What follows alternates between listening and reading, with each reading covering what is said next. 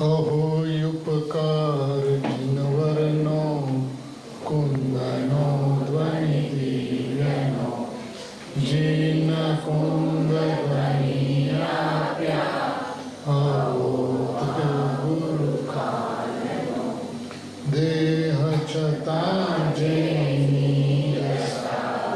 वरते देहाती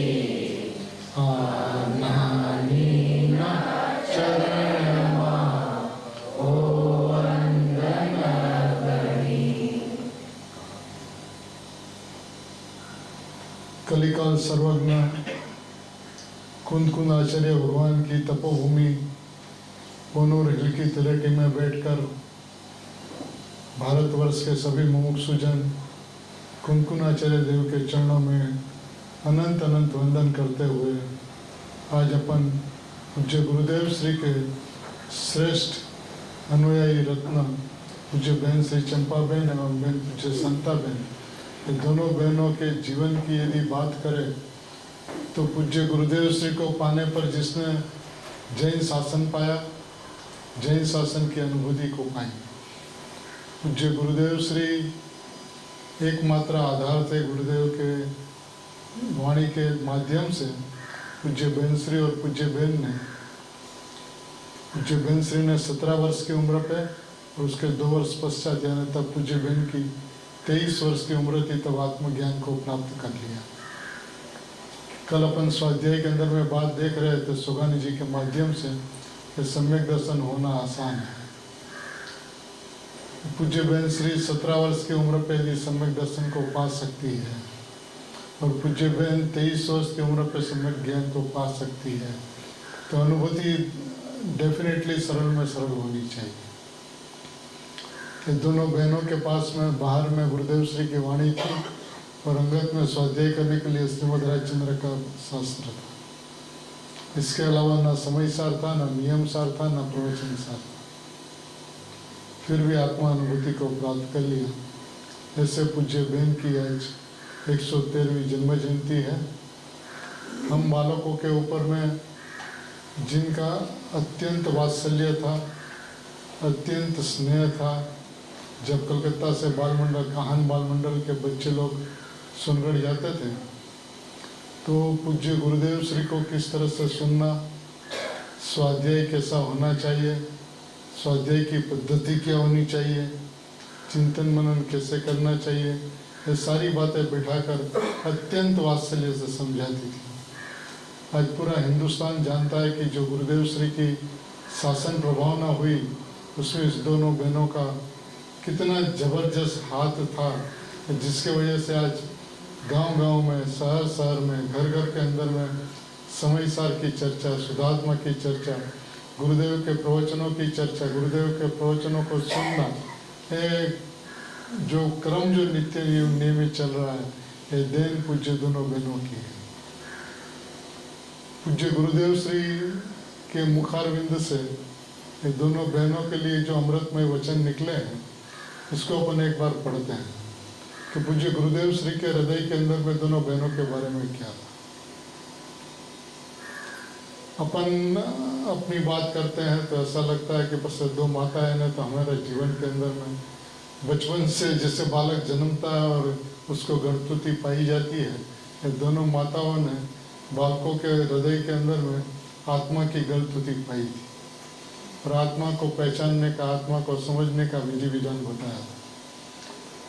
जब भी दोनों बहनों की बात होती है तो हम लोग तो बचपन से पूज्य बहन को मासीबा और पूज्य बहन श्री को मोटा मासीबा कहते थे और उसी तरह से उनके पास में जाके बैठते थे और मीठी मधुरी बातें, शुद्धात्मा की बातें, शुद्धात्मा को देखने के विधान की बातें, विधि की बातें सुनते थे।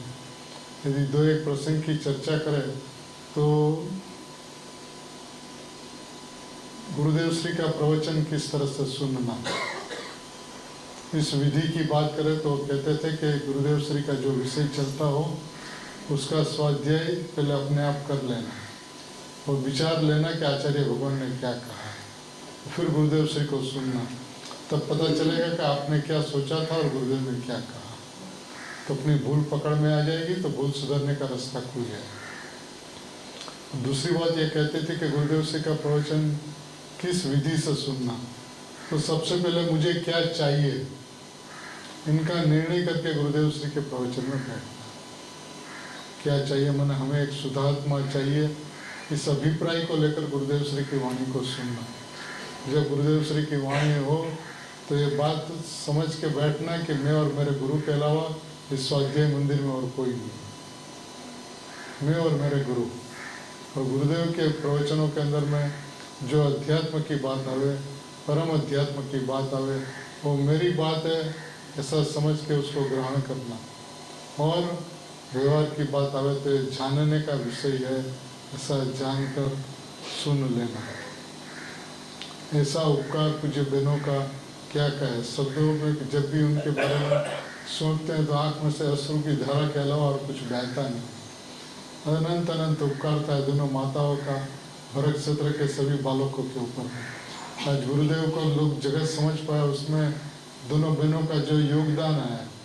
आज गांव-गांव के अंदर में जिन मंदिर की जो स्थापना हुई, भगवंतों की स्थापना थे, कहते थे मंडल को बुलाते थे, मोक्ष मंडल को उस गांव के, और कहते थे कि जिन प्रतिमा की स्थापना नहीं है आपके यहाँ साक्षात तीर्थंकर परमात्मा पधार रहे हैं।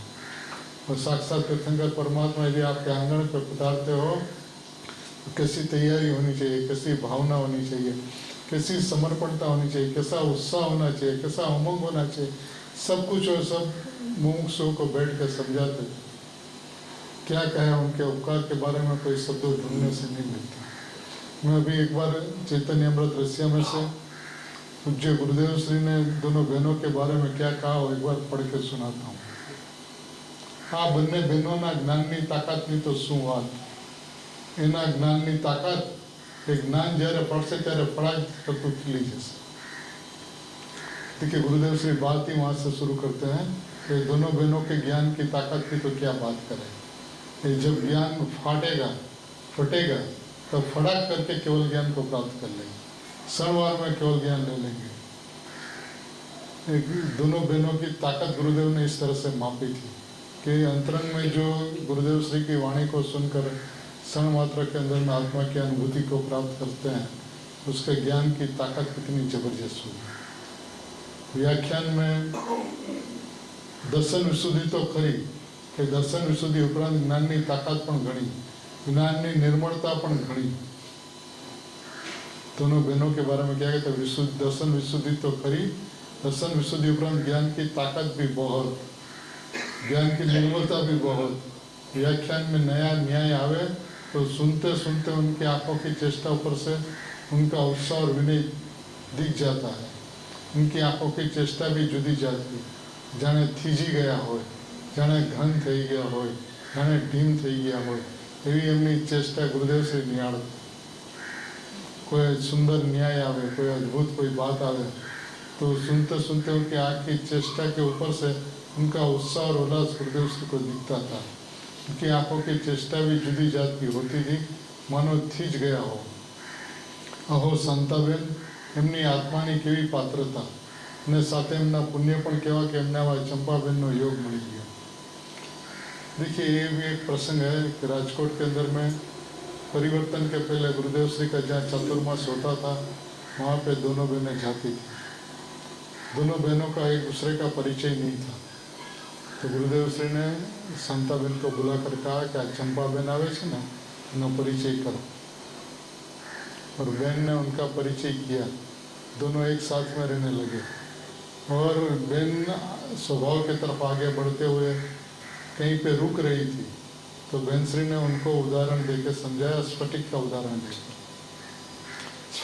स्फटिक का दृष्टांत देकर ये कहा कि जैसे स्फटिक के अंदर में बाहर के पदार्थ झलकते हैं लेकिन वो पदार्थ आते नहीं हैं, उसी तरह ज्ञान के अंदर में बाहर के पदार्थ झलकते हैं लेकिन ज्ञान के अंदर में वो पदार्थ आते नहीं हैं। ज्ञान में तो ज्ञान बसता है, बस वहाँ से धारा मिल गई तो स्वभाव की तरफ बढ़ गए। तो पूज्य बहन के जीवन के अंदर में अनंत उपकार पूज्य गुरुदेव श्री का था, उसी तरह से अनंत उपकार पूज्य बहन श्री का था।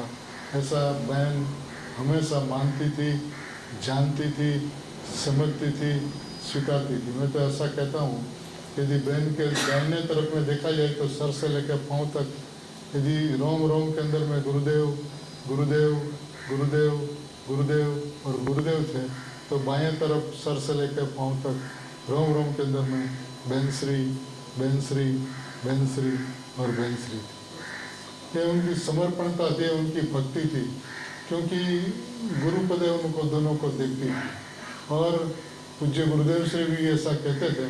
हमने पूज्य गुरुदेव श्री के मुखारविंद से सुना है कि एक बार बेनश्री की तबीयत नाजुक थी, मंदिर में दर्शन करने के लिए बहन उसको हाथ पकड़ कर लेके जा रही थी। फिर जब सीढ़ी उतर रही तो गुरुदेव उसी वक्त खिड़की से देख रहे थे कि बहन ना बेनश्री का हाथ पकड़ के उसको उतार रहे हैं। तो गुरुदेव श्री कहते दो को जो बेन हो तो आवा,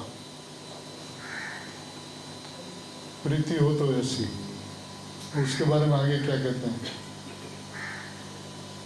चंपा बहन के साथ में शांता बहन के अलावा दूसरा कोई भक्ति में बढ़ ही न सके। भक्ति के अंदर में भक्ति यदि सुननी हो तो सुनो चंपा बहन और शांता बहन। ये बने बहनों एक ज केवा है। ये गुरुदेव श्री कहते हैं दोनों बहनों एक ज केवा है। एमना शरीर बे छे पण जीव एक छे। एक शरीर में तो अनेक जीवो होय, परंतु आ तो बे शरीर में एक जीव छे, एमनो एवो अंतरनो मेल छे। ऐसी अद्भुत बात पूज्य गुरुदेव श्री ने दोनों बहनों के बारे में कही। अब जब पूज्य बहन को सम्यक दर्शन हुआ तो कुछ समय के पश्चात बहन श्री ने गुरुदेव श्री को एक पत्र लिखा। पूज्य बहन श्री ने गुरुदेव श्री को एक पत्र लिखा। वो पत्र मैं पढ़ के सुनाता हूँ। देखिए आज अपन पूज्य बहन का जन्म जयंती महोत्सव मनाते हैं। जिसने गुरुदेव श्री की निकटता में समय बिताया उसको सबको पता है कि गुरुदेव श्री जब भूतकाल की बात करते थे तो दोनों बहनों उनके मित्र थे, नगर सेठ के पुत्र थे, उनके मित्र थे, बात करते थे। और भावी की बात करते थे तो जब सूर्य कीर्ति तीर्थंकर होंगे तब दोनों बहनों गंधर्व होकर मोक्ष में जाएगी, ये बात भी हमेशा गुरुदेव साथ साथ में करते थे। देखिए शांता बहन के लिए पूज्य चंपा बहन क्या लिखती है। पूज्य बहन श्री चंपा बहन ने पूज्य गुरुदेव ऊपर लिखे पत्र हेडिंग है और उसमें लिखा है पूज्य शांता बहन ने आत्मा स्वरूप की प्राप्ति। देखिए क्या लिखा। मैं पूज्य बहन श्री का शब्द ही पढ़ता हूँ। प्रभु घना दिवस थया केवाना भाव आवता था। बहन श्री गुरुदेव श्री को लिखते हैं, संबोधन करते हैं, प्रभु घना दिवस थया केवाना भाव आवता था। आज भावना वधी जवाथी लखवाना भाव थई जाय छे। लखवाना भाव करूँ छुं एम नहीं, लखवाना भाव थई जाय छे।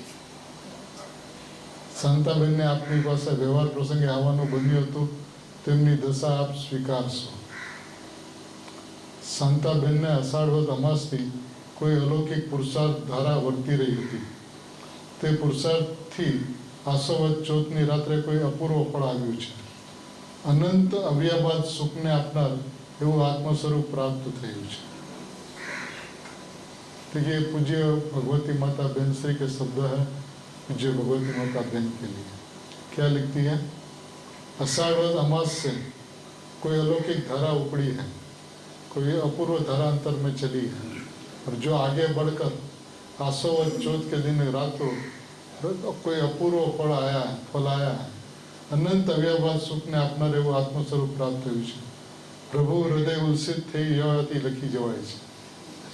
मैंने बहन को अनुभूति हो गई तो बहन श्री बोलते मेरा हृदय उल्सित हो जाने से ये बात मैं आपको लिखती हूँ। शांता बहन प्रत्ये राग ने लईने मने आम लाग्युं नथी। कैसी स्पष्टता देखो आप कि पूज्य बहन के प्रति हमारा राग है उसलिए हमने ऐसा लिखा, ऐसा नहीं है। पण खरेखर एम ज छे। मैं राग दृष्टिथी जोयुं नथी, पण मध्यस्थ भावथी जोता निसंगता पूर्वक मने स्थिति बराबर लागे छे ते ज आपनी समक्ष मूकું છું। मध्यस्थता पूर्वक जोता जे स्थिति मने निसंकपणे लागे छे ते ज आपनी पासे मूकું છું। ए विषय लक्ष्य आपता आपने एम ज लागशे तेम मने लागे छे। यदि इस बात के ऊपर यदि आप लक्ष्य करोगे तो आपको भी ऐसा ही लगेगा ऐसा हमें लगता है। प्रभु हमारा विषय आत्मा जानीने लक्ष्य आपवा नम्र विनंती है।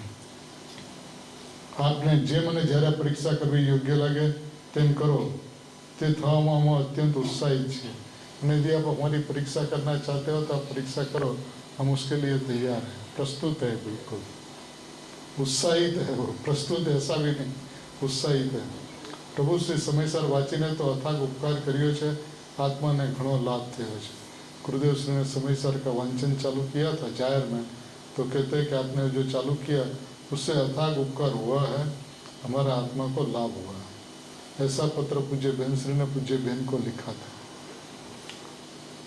अब और एक बात पूज्य बहन के जीवन में सर्वप्रथम कलकत्ता के बालकों ने सुनी थी जो बहन ने सर्वप्रथम कही थी निर्विकल्प दशा के पहले की सविकल्प धारा।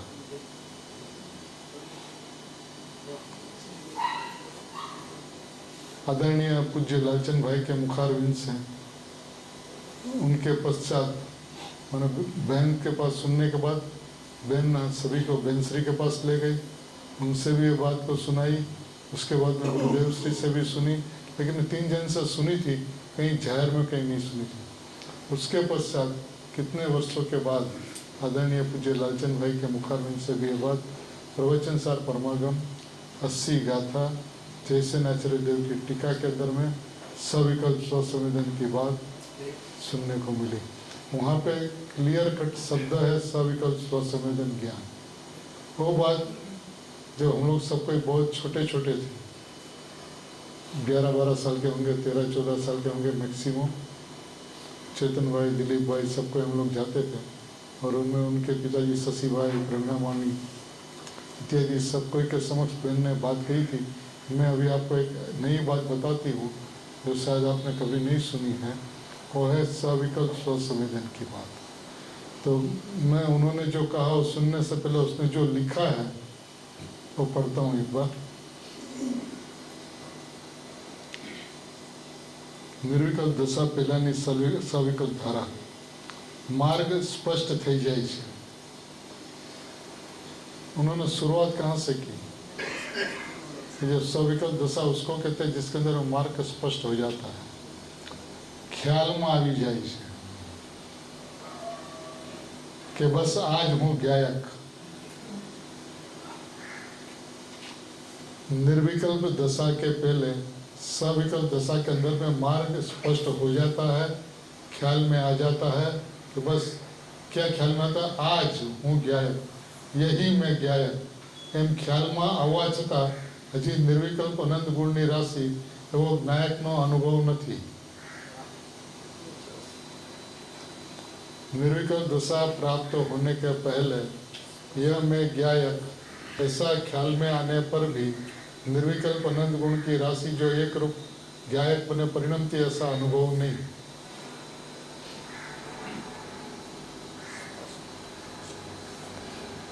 प्रभु ये मार्ग की ज्ञानियों की अंतर की जो स्थिति है ना उसका आबेहूब वर्णन है। ज्ञानियों के लिए आत्मा की अनुभूति होने के पहले क्या होता है इसकी ये चर्चा है जिसके अंदर वो मार्ग स्पष्ट हो जाए ख्याल में आ जाए।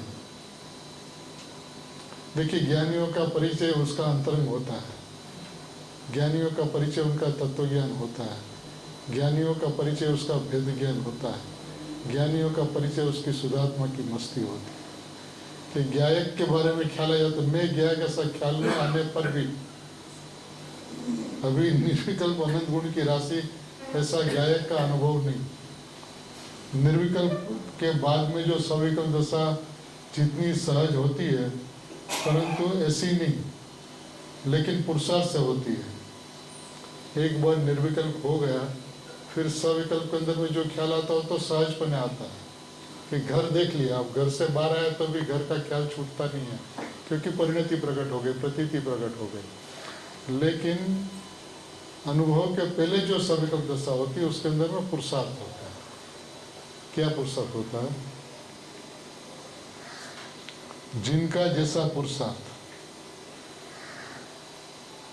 पुरुषार्थ सभी का लगता है लेकिन जिनका जैसा पुरुषार्थ तीव्र पुरुषार्थ को तुरंत ही सविकल्प से तुरंत निर्विकल्प हो जाता है। यदि तीव्र पुरुषार्थ हो तो सविकल्प से तुरंत निर्विकल्प हो जाता है। किसी को लंबा टाइम भी लग जाए लंबा टाइम में अखंड सविकल्पता रहे एम न कही सकाय। जिसको शॉर्ट पीरियड लगता है, कम पीरियड लगता है, तीव्रता होती है पुरुषार्थ की, वो तो तुरंत सविकल्प से निर्विकल्प तक पहुंच जाते हैं।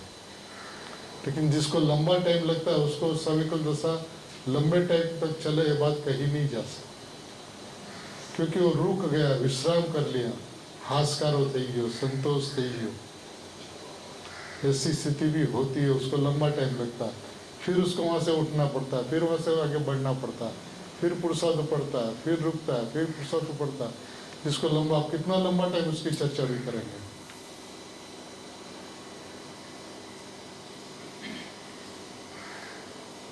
वारंवार प्रयत्न करता करता पुरुषार्थની ઉગ્રતાએ નિર્વિકલ્પ દશા થઈ જાય। વારંવાર પ્રયત્ન કરતા કરતા પુરુષાર્થની ઉગ્રતાએ નિર્વિકલ્પ દશા થઈ જાય। માટે એને જ્ઞાયકના અંતઃસ્થલમાંથી ખૂબ મહિમા આવવો જોઈએ। अंतःस्थलમાંથી, अंदर से आत्मा की महिमा आनी चाहिए, ज्ञायक की महिमा आनी चाहिए। अंतःस्थल से ज्ञायक की महिमा आती है तो अनुभूति तुरंत हो जाती है। पूज्य गुरुदेव श्री की वाणी में और मोक्ष मार्ग में अपूर्वता भासनी चाहिए। गुरुदेव श्री की वाणी में और मोक्ष मार्ग में अपूर्वता भाषित होनी चाहिए। मैंने खाली विकल्प करे ऐसा नहीं, इसकी महिमा भाषित हो। ये बात तो अंतःस्थल से आ रही है, तो एकदम ઊંડાણમાંથી આવી રહેલી વાત છે। અપૂર્વ અપૂર્વ લાગે, ઉપલક ઉપલક વાંચન વિચાર આદિથી કાંઈ ન થાય। અપૂર્વ અપૂર્વ લાગે, અપૂર્વ અપૂર્વ લાગે, કભી પૂર્વ નથી થયેલું, નથી જોયેલું, નથી સાંભળેલું એવી ગુરુદેવની વાણી સાંભળીને સ્વભાવનો એવો મહિમા આવે। ઉપલક ઉપલક વિચાર આદિથી કાંઈ ન થાય। વિચાર કર્યા કરે કે હું જ્ઞાયક છું, પરમાત્મા છું, એ ઉપલક ઉપલક વિચાર છે। જો એને ભાવ અંતઃસ્થળથી ન આવે, મહિમા અંદરથી ન આવે, તેની સ્વભાવ તરફની વેગ આવતો નથી, ને વેગ ન આવે તો સ્વભાવની અંદરમાં પ્રવેશ થતો નથી। શું કહે છે, સૌથી પહેલાં તો વારંવાર એને ગુરુદેવની વાણીની અંદરમાં ને મોક્ષ માર્ગમાં અપૂર્વતા ભાસવી છે। અપૂર્વ અપૂર્વ લાગે, ઉપલક ઉપલક વાંચીને વિચારાદિથી કાંઈ ન થાય, અંતરમાંથી ભાવના ઉઠે તો માર્ગ સરળ થઈ જાય। भावना यदि अंतर से उठे तो मार्ग सरल हो जाता है। मार्ग सरल है, सरल थतो नहीं, एनु कारण ये है कि भावना अंदर में उठती नहीं। एम उपलक उपलकनु कई काम ज नहीं, कि मार्ग अंदर में रहेलो है अने अंदर थी समझाय छे, अंदर थी प्राप्त थाय छे। वधारे मूंझवण थाय तो मार्ग मळे ज। आ एक आत्मार्थीनी निशानी, वधारे मूंझवण थाय तो मार्ग मळे ज। शुं काम वधारे मूंझवण थाय? अंदर में आत्मा मळे नहीं अने बहार में क्यांय गमे नहीं, तो मूंझवण थवी स्वाभाविक छे। मूंझवण थाय तो मार्ग मळे ज, न मळे एम नथी, परंतु जेटलुं कारण आपे एटलुं ज कार्य थाय। गुरुदेव श्री कहते ने जेटलुं अने जेवो पुरुषार्थ करवो जोईए तेटलो अने तेवो पुरुषार्थ करे तो मळे ज, पण जेटलुं अने जेवो न करे, तेटलो अने तेवो न करे तो समय लागे, वार लागे, पण नासीपास थवानी जरूरत नथी। उपलक भावना नहीं, परंतु अंतर वेदना सहित भावना होय तो मार्ग शोधे ज। अंतर भावना होय, अंतरनी वेदना होय, स्वभावनी तालावेली होय, स्वभाव विना चैन न पड़तुं होय, तेने मार्ग मळे ज, मार्ग शोधे ज। कारण के रत्न खोवायेलुं छे, क्यांय गयुं नथी, हयाती तो छे, क्यांयथी उत्पन्न करवानुं नथी। खोयेलुं रत्न पामो, એ રત્ન તો છે એ ખોવાયેલું છે।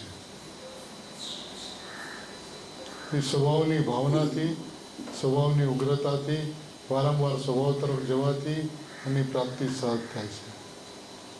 કોઈ વાર શાસ્ત્ર વાંચે તો સાવ ઉપલક ઉપલક વાંચતા હોય એમ પોતાને પકડાય, વાંચવા માટે વાંચી લીધું એવું પકડાય, અને કોઈક વાર સહેજે સહેજે બહુ સરસ ભાવ આવે।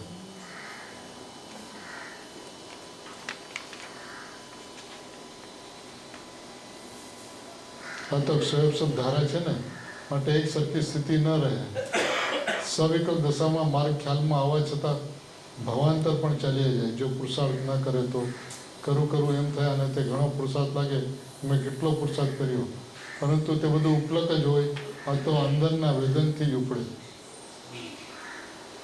किसी जीव को समय भी लग जाता है कि जितना उपाड़ होना चाहिए उतना उपाड़ नहीं होता, जितनी तीव्रता होनी चाहिए उतनी तीव्रता नहीं होती. तो भवांतर भाव में अंतर भी पड़ जाए, इस भाव में नहीं हो, आगे भाव में हो, ऐसा भी हो सकता है. ये दृष्टांत देती है. स्वप्न में कोई बार आँख खोलने में बहुत प्रयत्न करें. कहाँ पर? सपने में. और उसको ऐसा हो कि मैं बहुत मेहनत करता हूँ, आँख खुलती ही नहीं है. पर ये मेहनत खोटी हुई, क्योंकि सपना के अंदर में आँख खोलने की बहुत मेहनत करती है और आँख खुलती नहीं है. तो है तो सपना, तो उसके अंदर में मेहनत तो होता ही नहीं है. सपना के अंदर में क्या मेहनत होगा? आँख खोले ત્યારે સહેજ વગર મહેનતે ખુલી જાય છે, તેમાં પ્રયત્ન જાણો. આँખ ખોલે ત્યારે સહજે આँख खुली जाए, वगर मेहनते खुली जाए. जो कल अपनी बात चली थी कि वगर मेहनते आत्मा की अनुभूति थी जाए.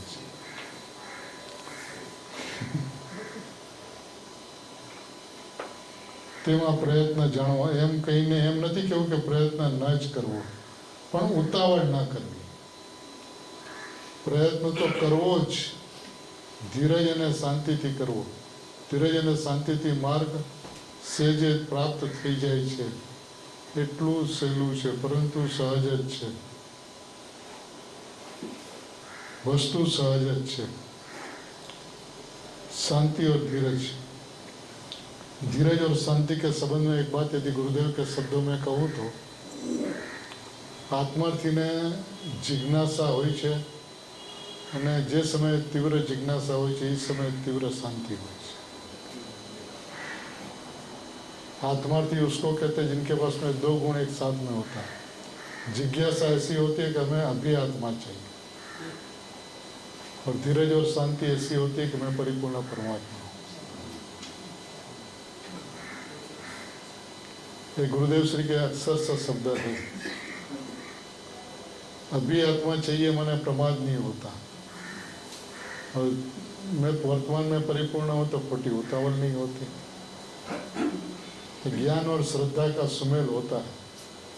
जब ज्ञान और श्रद्धा का सुमेल होता है तो दृष्टि द्रव्य के ऊपर चली जाती है. ज्ञान भी एक को देखता है और श्रद्धा भी एक को देखती है, तो अनुभूति हो जाती है. ऐसी अद्भुत बात है. धारणा में तो साचो निर्णय कर्यो होय ने तेमां एने आ सविकल्प धारामां अंतर होय, आमां तो परिणति अंशे निराળી થઈ જાય છે.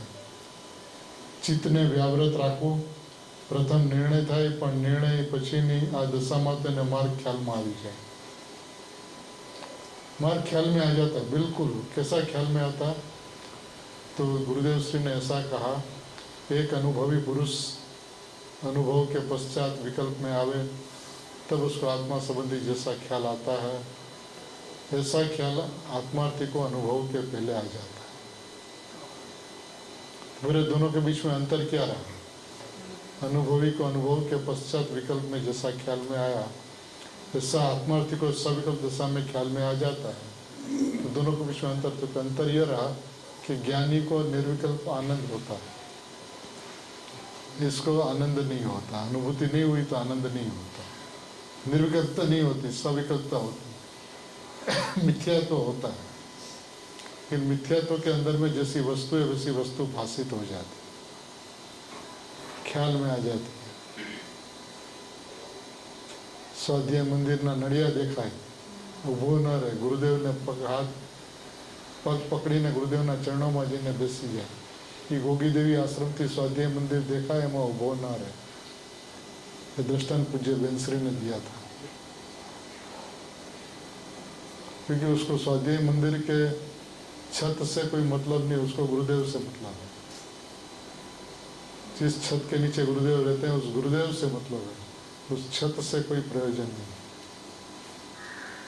आत्मार्थी ऐसा होता है जिसको गया है गुरुदेव से मतलब होता है, और ख्याल में आया नहीं आया रुकता नहीं है, वहाँ पे सरसराहट चला जाता है। अब सरसराहट चला जाता है तो निर्विकल्प आनंद हो जाता है। चित्त को व्यावृत रखना प्रथम निर्णय થાય, પણ निर्णय પછીની આ દશામાં તો એને માર્ગ ખ્યાલમાં આવી જાય। पहले निर्णय होता है और निर्णय के बाद की दशा के अंदर में मार्ग ख्याल में आ जाता है। पुरुषार्थની ગતિ ખ્યાલમાં આવે। વિકલ્પ હોવા છતાં વિકલ્પથી છૂટો પડ્યો નથી, પણ અંશે પરિણતિ જુદી પડી જાય છે। જ્યાં સુધી આવી દશા ન આવે ત્યાં સુધી એને ઘણી જ બેચેની થાય, ક્યાંય ચિત્ત લાગે નહીં। उसमें क्या स्थिति होती है? अभी पूज्य बहन के चर्चा के अंदर में भी अपन ने सुना, रात दिवस खाता सूता बधाथी चैन न पड़े। आ तत्व शू, आ हूँ गायक केवो, आ दुख क्या है, सुख क्या है, एक बातनु यथार्थ ज्ञान केम ख्याल में आवतुं नथी। एम एने अंदरथी खूब बेचैनी ने दुख वेधातुं होय। आ सविकल्प द्वारा थवा छतां आटली बधी बेचैनी न होय। आमां तो एने अमुक मार्ग ख्याल में आवे माटे थोड़ो संतोष होय, परंतु पुरुषार्थ निर्विकल्प माटे उपड़तो न होय, तेनुं दुख होय ते पण सहज। चूँकि निर्विकल्प पछीनी सविकल्प दशा सहज होय छे। आमां तो वस्तुनो आधार नहीं मळ्यो होवाथी पुरुषार्थ थाय छे। पुरुषार्थ करते करते वस्तु तक पहुंच जाता है। लेकिन फिर भी एक बात अत्यंत स्पष्ट है कि मुमुक्षु समाज को आज के दिन गुरुदेव श्री के वाणी के पश्चात, पूज्य भगवती माताओं के मंगल आशीष के पश्चात, मुनिराजों की, आचार्य भगवंतों की वाणी के पश्चात चिंता करने की कोई बात नहीं है। ऐसा संदेश पूज्य गुरुदेव श्री ने 110वीं गाथा नियमसार परमागम कारण कार्य नियम उसके 123 नंबर के प्रवचन में कही है। वो मंगल आशीष क्या है, सिर्फ उतना मैं सुनाना चाहता हूँ कि ये बात अपन को समझ में आ गई तो गुरुदेव श्री मिले, दोनों भगवती माताएं मिली, सुगानी जी मिले, उनके अपने जीवन की सार्थकता है। अब क्या कहते हैं कि प्रभु तू चिंता मत कर, तेरा आत्मा, तेरा परम पारणामिक भाव अभव्य जैसा नहीं है। तेरा आत्मा तो नहीं, नित्य निगोद का जीव जो है, जो आज तक बाहर ही नहीं निकला, उसका आत्मा भी अभव्य नाम सहित नहीं है। वो भी भविष्य में निकलेंगे, त्रियंश पर्याय प्राप्त करके, मनुष्य पर्याय प्राप्त करके, 8 वर्ष की उम्र में सम्यक दर्शन प्राप्त करके अंतर्मुहूर्त के अंदर में केवल ज्ञान ले लेंगे। ऐसा नित्य निगोद का जीव है। तो तू कैसा है? तो कहता है कि टोटरबल जी की बात कहकर कहता है कि सब अवसर आ गया, आया है ना, मनुष्यपना पाया। क्या हुआ? नित्य निगोद के जीव जैसा तू नहीं है। क्या है? नित्य निगोद जैसा जीव तू क्यों नहीं है? क्योंकि मनुष्यपना पाया। जैन वाणी पंचम परम भाव की तुझे कान पे पड़ी और क्रमबद्ध अर्थात द्रव्य का पर्याय स्वभाव क्रमबद्ध है, उसका निर्णय होने का ज्ञायक भाव की ओर आश्रय होने की योग्यता तुझ में है और पंचम काल इससे कहीं रोकता नहीं है। ज्ञायक भाव जैसा है उसकी ओर तेरा आश्रय लेने की योग्यता तुझ में है। मनुष्यपना पाया, जैन वाणी पाई और जैन वाणी के अंदर में क्या पाया? पंचम परम भाव की बात तेरे कान पे पड़ी। तेरा मोक्ष की योग्यता पक चुकी है प्रभु, चिंता मत कर, विश्वास कर, निसंदेह हो, संदेह मत कर। श्रोता को ऐसा कहते हैं कि तू परिणम सकता है, अभव्य जीव जैसा तू नहीं है। वे तो ऐसे कोई अल्प जीवी होते हैं। तू यहाँ आया, यहाँ सुनता है, सुनने आया। यह कोई एकेंद्री को नहीं कहते हैं। भले अप्रतिबुद्ध हो परंतु है तो भगवान, और भगवान होने के परिणमन के योग्य ही है। भगवान पना परिणमन के योग्य ही है। भगवान पना है परंतु अभव्य को भगवान पना परिणमने के योग्य नहीं है। अंतर डालकर बात करते हैं, तेरा भगवान पना परिणमने योग्य है। तो यहाँ तक आया, बात को सुनता है, सुनने कर विचार करता है, तो तू योग्यता लेकर आया। तेरे में भगवान पना है और ये भगवान पना परिणमने योग्य है। नहीं परिणमने योग्य अभव्य जैसे है ऐसा तू नहीं है। मैं तुझे सुनाता हूँ, वह तुझे में ऐसा कहता हूँ कि नित्य निगोद के जीव भी अभव्य जैसे नहीं है। तो प्रभु तू तो यहाँ आया, यहाँ तक आया, सुना, वितराग स्वरूप की बात तुझे कान पे पड़ी, वाणी तुझे कान पे पड़ी, तो कहते हैं कि तेरा आत्मा शुद्र परिणमने के योग्य है, परमात्मा होने के योग्य है, परमात्मा पना है, ऐसा परमात्मा पना प्रतिनिधि में आवे ऐसा तू है, ऐसा मंगल आशीर्वाद गुरुदेव श्री कहते हैं। मैंने भरत क्षेत्र के भव्य जीव जो त्रिपुटी संतों के सानिध्य में आया, उसको कोई चिंता करने की आवश्यकता नहीं है। ये बात कोल कला करते हुए आचार्य भगवान कहते हैं, ये बात पूज्य गुरुदेव श्री कहते हैं, और ये बात, इस बात को सुनने वाले पंचम काल के श्रोता कहते हैं कि हमारा मोक्ष तो निश्चित है। ये बात प्रमाद करने के लिए नहीं है, ये बात विशेष उत्साह लाकर, उमंग लाकर, उल्लास लाकर स्वभाव की तरफ दौड़ने की बात है। दौड़ो जा प्रभु स्वभाव की तरफ। ऐसा अपूर्व अवसर आया, ऐसा सुवर्ण युग आया। श्रीमद जी के समय के अंदर में जिस श्रीमद जी की बात करें तो उन्होंने एक पत्र में लिखा कि વિશ્વની અંદરમાં અમે નજર કરીએ છીએ તો આંગળીના વેઢે ગણા એટલા મુમુક્ષુ દેખાતા નથી, अध्यात्म बात सामने वाला दिखाता नहीं। आज आप गुरुदेव के समय पे देखो, दोनों बहनों ने क्या भगीरथ कार्य किया। जब गुरुदेव सोनगढ़ में आके विराजमान हो गए तो सुनने वाला कोई नहीं था, देखा दुखा कोई सुनने वाला आ भी जाए तो रहने की व्यवस्था नहीं थी, खाने की व्यवस्था नहीं थी, तो दोनों बहन किचन चलाती थी। उस जमाने के अंदर में आज से 85-87 साल पहले अपना रुपया सारा खर्च करके सबको भोजन करवाती थी, खुद रसोई बनाती थी, रसोई बना कर सबको खिलवाती थी कि सबको आके हमारे गुरु की बात सुने। ये प्रभावना बढ़ती बढ़ती बढ़ती बढ़ती आज लाखों जीवों के अंदर में परिणमित हो गई। समय सार का भी जो प्रथम संस्करण हुआ उसके अंदर में दोनों बहनों का जबरदस्त योगदान था। अपने गहने दागिने भी उसने उनके अंदर में दान दे दिए थे, तो उनको देखकर सारा समाज उसके पीछे आ गया और छप गए समय सार। और आज सबके अंतरंग के अंदर में समय सार बस गया, घर घर के अंदर में, प्रत्येक आत्मा के अंदर में समय सार समय सार समय सार ऐसी अद्भुत वाणी सबके जीवन के अंदर में टंकोत्पन्न हो गई। उनका श्रेय पूज्य दोनों भगवती माताओं को है। तो आज 113वें जन्मदिन पर हम सभी जीव परक सत्र के भव्य आत्मा है। और देखिए दोनों बहनों को सम्यक ज्ञान है। ये बात कुनकुनाचार्य भगवान की मिश्रा में बैठकर, उस पोनूर हिल की तलेटी में बैठकर ये बन्ने बहन ने सम्यक ज्ञान, कोई लोग पूछते थे कि हैंडराइटिंग गुरुदेव श्री का है, तो मैं यह बात आज स्पष्ट करना चाहता हूँ कि इसके साक्षी हम खुद स्वयं हैं। गुरुदेव श्री ने ये बात लिखी थी, वो आचार्य भगवान की साक्षी में कहते हैं, मैंने पंच परमेष्टि की साक्षी में, पंच परमेष्टि मैंने अनंत सिद्ध भगवंतों की साक्षी में, असंख्य हरियंत भगवंतों की साक्षी में, आचार्य उपाय साधु भगवंतों की साक्षी में बात हम कहते हैं। ये गुरुदेव श्री के स्वयं के हस्ताक्षर बन्ने बहन सम्यक ज्ञान से ये लखीन आई पूछे, परीक्षा करने के बाद में गुरुदेव श्री ने लिख कर दिया है। कौन दिन और कौन तिथि को लिख के दिया वो भी मैं बता सकता हूँ।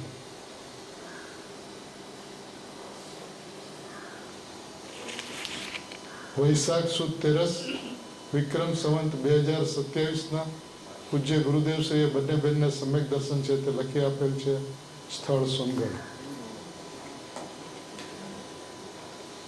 तो ऐसे ज्ञानी धर्मात्माओं को चरणारविंद के अंदर में कोटि कोटि वंदन करते हुए हम भी गुरुदेव श्री और भगवती माताओं के साथ साथ में आत्मा की आराधना करते हुए पूज्य गुरुदेव श्री के समोसरण में तीर्थंकर परमात्मा और गणधर भगवंतों का स्वागत करने के लिए सिद्धपुरी में गुरुदेव श्री ऐसे आगे जाकर गुरुदेव श्री और भगवती माताओं का स्वागत करने के लिए तैयार हो। इसी मंगल भावना के साथ में पूज्य भगवती माताओं के चरणों में कोटि कोटि वंदन हो, वंदन हो, वंदन हो।